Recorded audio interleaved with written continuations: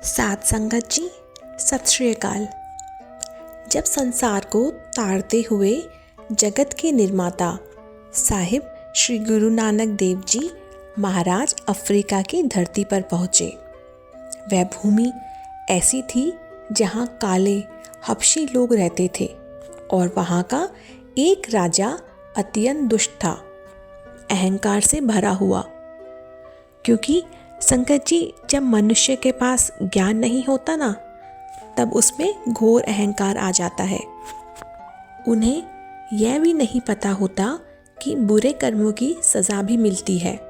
लेकिन सुखों के दाता महाराज संसार को तारते हुए हब्श बिलायत पहुँचे, जिसे आज हम अफ्रीका कहते हैं। वहाँ की स्थिति यह थी कि कोई भी दूसरे धर्म का व्यक्ति, चाहे हिंदू हो या कोई परदेसी, वहाँ जाता तो उसे पकड़कर मार दिया जाता था। यह बात चारों ओर प्रसिद्ध हो चुकी थी। लोग कहते थे कि हबशी लोग बहुत लंबे कद के, काले रंग के होते हैं और उनके चेहरे देखकर कई लोगों को डर लग जाता था। जो भी परदेसी वहाँ जाता उसे मार दिया जाता था। टेढ़ों को सीधा करने और नाम जपाने के लिए सतगुरु महाराज वहाँ पहुँचे। वहाँ एक अत्यंत अद्भुत घटना घटी, जिसका वर्णन भाई बालाजी गुरु अंगद देव जी महाराज को करते हैं। उस समय आकाश से एक चोला गुरु पातशाह के पास आकर उतरा। उसका रंग शब्दों में बताया नहीं जा सकता था, अद्भुत और अनोखा। उस चोले पर अनेक प्रकार की लिपियों में अक्षर लिखे थे, जैसे कि हिंदी, फारसी, अरबी, तुर्की और संस्कृत। जब वह चोला उतरा तो सतगुरु महाराज ने उसे धारण किया। वह अत्यंत सुशोभित लग रहा था। जिस नगर में हब्श बिलायत का राजा रहता था, वही राजधानी थी। सतगुरु महाराज जी वहाँ पहुँचे। अब लोगों ने जब गुरु जी के चोले को देखा तो अत्यंत आश्चर्यचकित हुए। सारा नगर देखने दौड़ पड़ा। कुछ लोगों ने राजा को जाकर खबर दी, हे राजा, बाहर एक ऐसा दरवेश आया है जैसा न हमने देखा है न सुना है। उसके चोले पर कुरान के 30 पारे लिखे हैं, 5 प्रकार की भाषाओं में। कुछ भाषाएं तो हमें समझ भी नहीं आती। राजा ने मंत्रियों से सलाह की और कहा, उस दरवेश का चोला उतरवा कर ले आओ, वह मुझे चाहिए। मंत्री गुरुजी के पास पहुँचे और बोले, हे दरवेश, राजा का हुक्म है, यह चोला उतार कर दे दो। अब सतगुरु महाराज जी ने कहा, हम ये चोला नहीं उतारेंगे। ना किसी से डरना चाहिए और ना किसी को डराना चाहिए। जो डरता है वह भी सिख नहीं हो सकता और जो डराता है वह भी सिख नहीं हो सकता। अगर उतार सकते हो तो उतार लो। सबने मिलकर बहुत जोर लगाया, पर चोला ना उतरा ना फटा। अब भाई लोग हैरान रह गए। राजा को जब ये समाचार मिला तो वह क्रोधित हो गया और बोला, इसे पानी में डुबो दो। गुरु महाराज को नदी में फेंक दिया गया, पर चोला जरा भी नहीं भीगा। न गुरुजी डूबे न चोला। वे नदी से बाहर आ गए। फिर राजा ने आग में जलाने का आदेश दिया।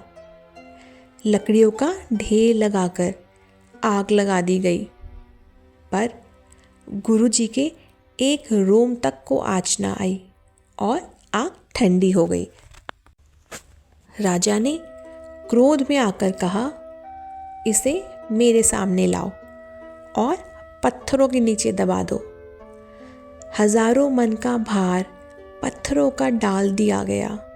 सबने समझा अब ये मर जाएगा। लेकिन सुबह हुई तो गुरु महाराज वहीं सुशोभित बैठे थे। लोग तो आश्चर्यचकित रह गए, ये रहस्य उन्हें समझ ही नहीं आ रहा था। ये गुरु नानक देव जी की गुण लीला थी।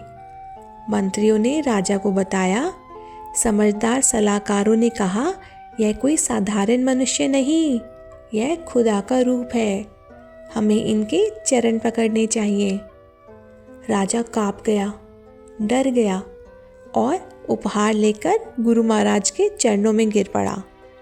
बोला, महाराज, मुझसे बड़ी भूल हो गई, मुझे क्षमा कर दीजिए।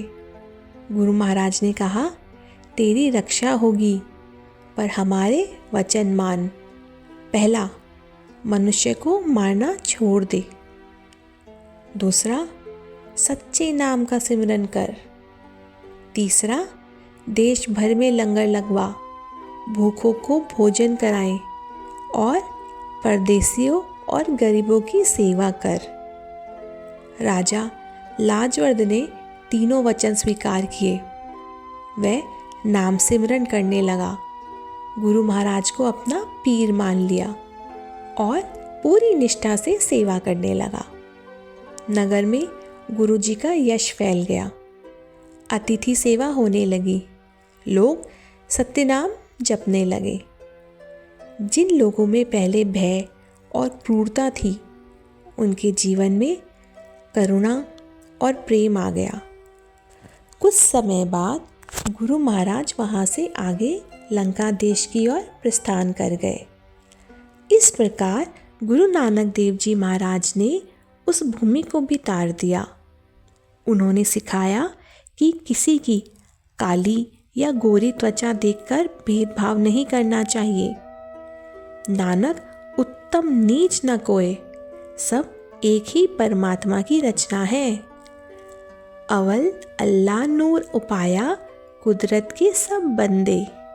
एक नूर ते सब जग उपजिया, कौन भले को मंदे। इसलिए भ्रम में नहीं पड़ना चाहिए, सब उसी के बनाए हुए हैं।